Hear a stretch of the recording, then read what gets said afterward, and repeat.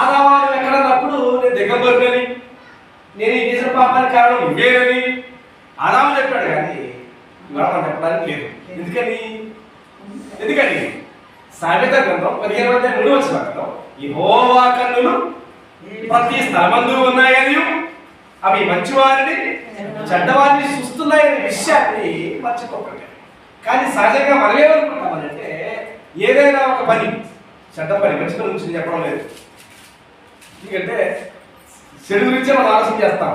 అంటే చెడు చూడకూడదని, చెడు వినకూడదని, చెడు మాట్లాడకూడదని మనం అంటాం సహజంగా. కానీ మనం చేసే చెడు ఎవరు చూడకూడదు.